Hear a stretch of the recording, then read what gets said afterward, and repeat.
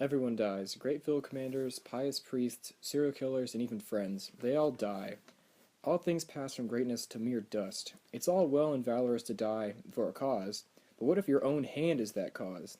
Christians say that every good deed done in life is remembered in the eyes of God, but suicide wipes them all away. This is the idea we're working with here in Act 5, Scene 1.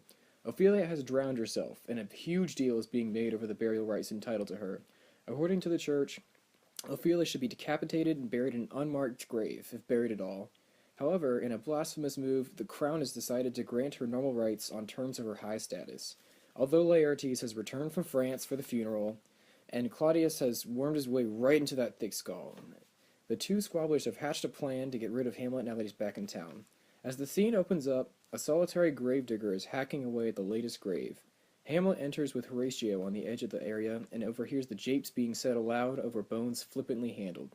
Immediately, Hamlet is flabbergasted at the mirth with which the gravedigger holds against his occupation, including singing farces about death. Has this fellow no feeling of his business? He sings in grave-making, escapes his lips, in a quiet rage, while Horatio soothes with, "Custom hath made it in him a property of easiness," a comment on the fact that the gravedigger's occupation is dealing with death. But Hamlet is not cooled. When the gravedigger proceeds to unearth a skull maze song, our protagonist begins an inspection of the cycle of life, with "that skull had a tongue in it, and could sing once. How the knave jowls it to the ground, as if 'twere Cain's jawbone, that did the first murder." What follows is a confrontation between the two. Hamlet chides on account of the dead, and the gravedigger counters with wordplay, and even expresses his visible disconnection by referring to a body as "one that was a woman, sir, but rest her soul, she's dead." Finally, Hamlet encounters the death of a friend. Yorick, poor Yorick. The famous line, "Alas, poor Yorick, I knew him, Horatio." The realization is truly hit home, and the way is cleared for the deepest recognition of the scene. Alexander died, Alexander was buried. Alexander returneth to the dust is earth. Of earth we make loam, and of that loam whereto he was converted, he may stop a beer barrel. In other words, the mightiest commander in Greece eventually became the same material as nothing but a beer stopper. But the revelations in death haven't come to a close yet. The fresh corpse of the once beloved makes her way into the foray in the company of the king, queen, Laertes, and post-mortem specialized holy man and his assistants.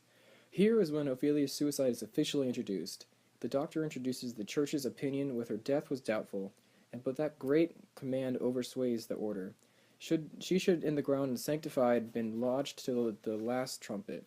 And in other words, she killed herself, and the only thing holding the church back from stripping her burial rights is a royal pardon. Obviously, the entrance of a train of people isn't going to go unnoticed. Hamlet immediately hides in some bushes to listen to Laertes whine over the dead sister on a nearly romantic level. The ball drops when Laertes reaches his melodramatic climax, a plea to be buried alive.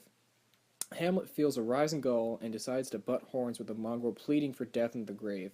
However, the key point in this action is that Hamlet officially declares his return to Denmark, as he had previously only been rumored to have been in the area again, with "This is I, Hamlet the Dane," at the end of his challenge.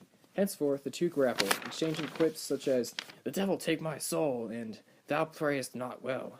Shortly, the grapple is broken up as Hamlet's final declaration of insanity follows. "I loved Ophelia. 40,000 brothers could not with all their quantity of love make up my sum."